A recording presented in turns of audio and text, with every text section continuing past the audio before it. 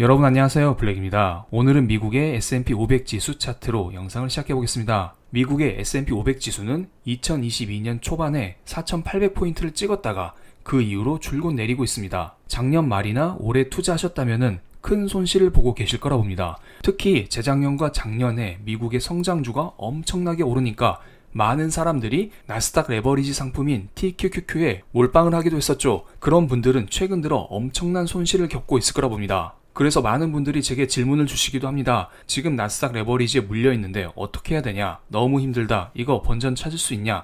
이러한 질문을 제게 주시곤 합니다. 그런데 최근 며칠간 미국의 빅테크 기업들을 중심으로 약간의 반등이 나오면서 우리들에게 숨쉴 구멍을 주고 있습니다. 그래서 이제 증시 반등이 본격적으로 나오는 거 아니야? 이제 가자, 우리 살 수 있어, 이런 이야기가 나오고 있는데요. 과연 그렇게 될지, 아니면 이것 또한 일시적인 반등에 그칠지, 이것을 알아보고 우리는 어떤 식으로 투자를 이어가야 될지, 이런 점 또한 확실하게 알아보는 시간을 갖겠습니다. 지금 증시가 힘든 이유는 세 가지 단계로 여러분께 설명을 드릴 수가 있습니다. 현재 시중에 많이 풀려있는 유동성, 그리고 전쟁 리스크로 인해서 물가가 매우 높은 상태입니다. 그렇기 때문에 연준에서는 금리를 과감하게 올리면서 이러한 물가를 잡을 필요가 있습니다. 하지만 금리 인상으로 인해서 물가의 상승 속도는 늦출 수 있겠지만은 경제가 꺾이는 것은 막을 수가 없습니다. 그래서 현재 미국 주식을 비롯한 글로벌 증시가 힘든 상황이죠. 물가가 높다, 그래서 금리를 올려야 된다. 이 두 가지에 대해서는 많이 동의들 하십니다. 하지만 경제가 안 좋다? 여기에 대해서는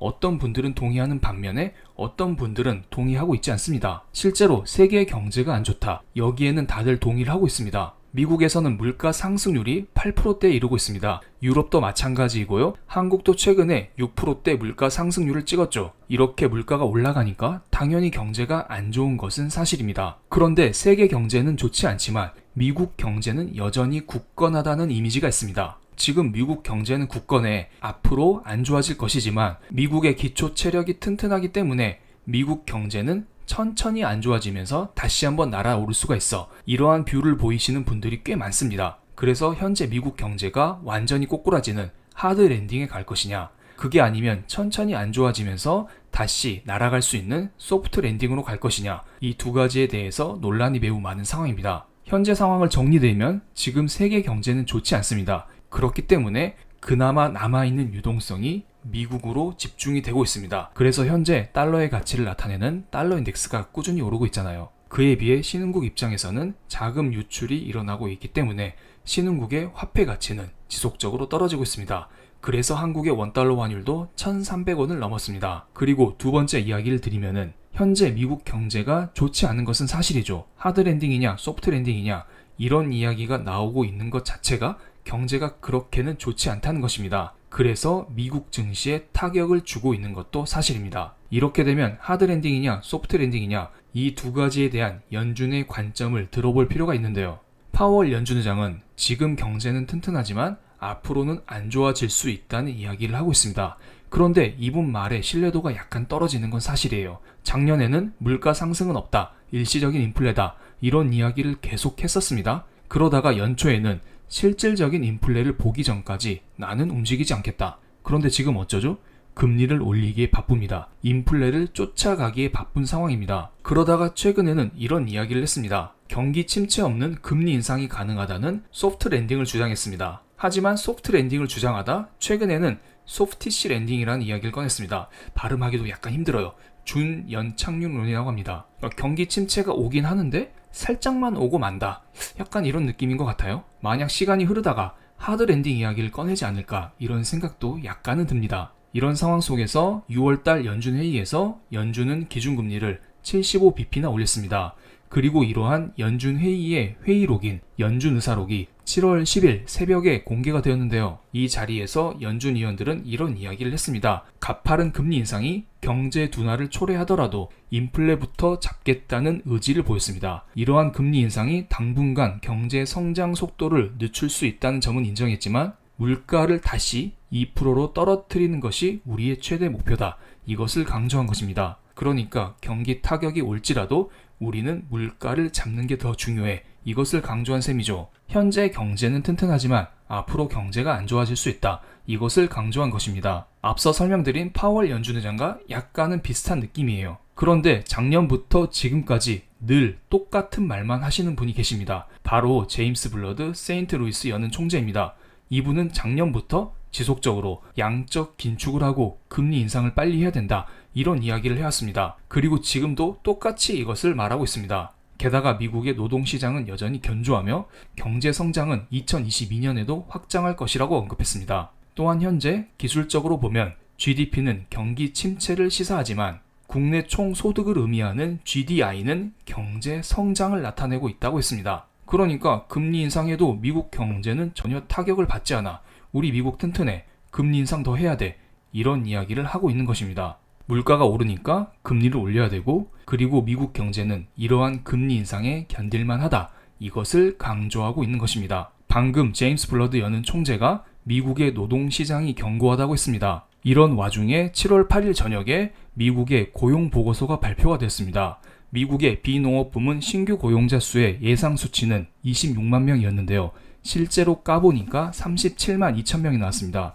생각보다 고용이 10만 명 이상 늘었다는 것입니다. 현재 인플레 때문에 미국의 고용이 그렇게 좋지 않을 것 같았는데 생각보다 고용이 꽤 많이 나왔습니다. 이것만 보면은 제임스 블러드 연은 총재의 말이 맞는 것 같기도 합니다. 여전히 미국의 고용이 굳건한 흐름을 보이고 있잖아요. 그런데 제가 다른 관점에서 하나 정리를 드리겠습니다. 파란색은 미국의 소비자 물가 지수 상승률이고 검은색은 미국의 실업률을 나타낸 것입니다. 일반적으로 미국의 소비자 물가가 올라가면 실업률은 뒤늦게 따라서 올라오게 되어 있습니다. 2001년 IT 버블 사태를 생각을 해보겠습니다. 이때 당시에는 미국 경제가 매우 좋았습니다. 그래서 1990년대 후반부터 미국의 물가가 2%에서 4%까지 갑자기 올랐습니다. 미국의 경제가 좋았기 때문에 소비가 활성화되면서 미국의 물가가 올랐던 것입니다. 그랬기 때문에 미국의 실업률 역시 반대로 떨어지는 모습이 나왔습니다. 하지만 IT 버블이 터지고 미국의 나스닥 지수가 고점 대비 90% 이상 폭락하면서 미국의 경제 위기가 왔었죠.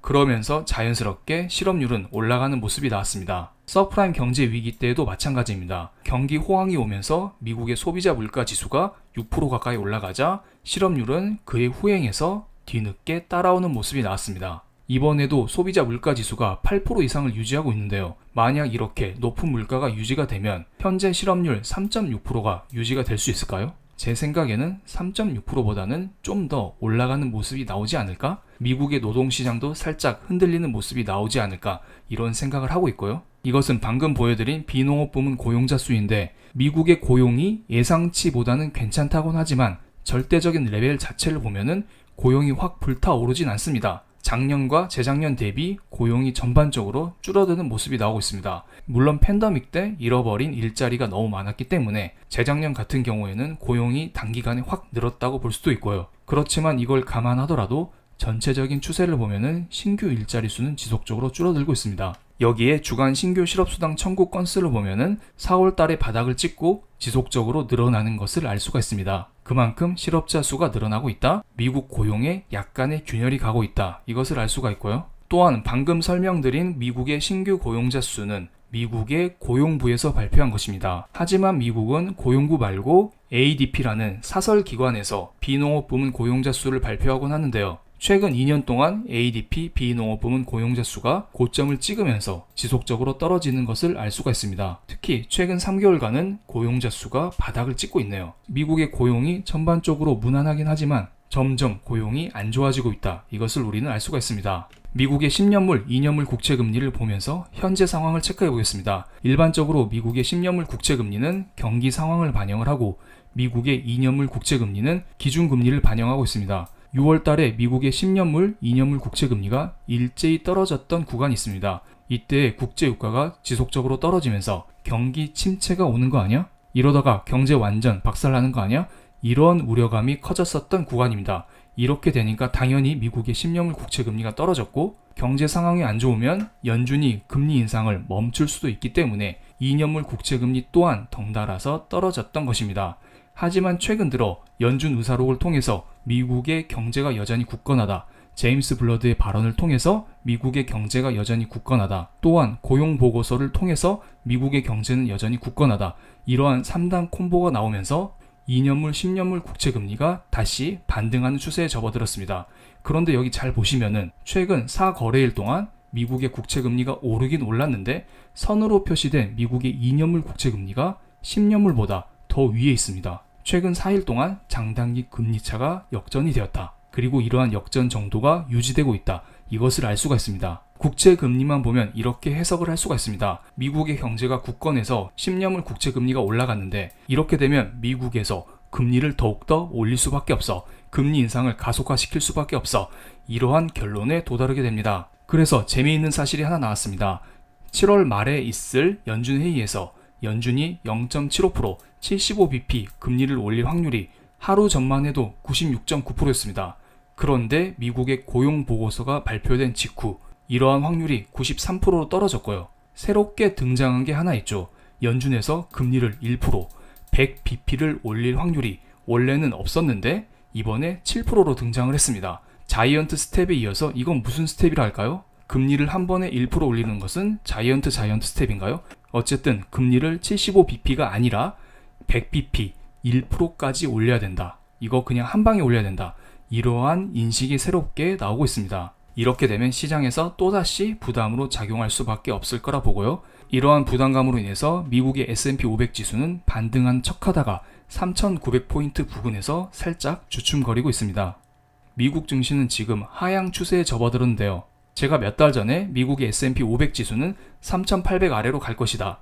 하지만 그 이후에 다시 반등을 도모하든 더 떨어지든 경제 상황에 맞춰서 흐름이 결정될 것이다. 이런 이야기를 드렸었죠. 그래서 3,800 부근에서는 어느 정도 주식 비중을 들고 있어도 된다는 의견을 드리고 있습니다. 물론 절대적인 비중 자체는 작년 말 올해 초보다는 많이 줄였어야 되는 것은 맞고요. 아마도 앞으로 증시 반등이 나오긴 나오겠지만 제한적인 반등이 나오지 않을까 이런 생각을 하고 있고 지금 미국 경제가 좋아졌다, 미국 경제가 꺾였다 이러한 두 가지 극단의 상황에 처하지 않았습니다.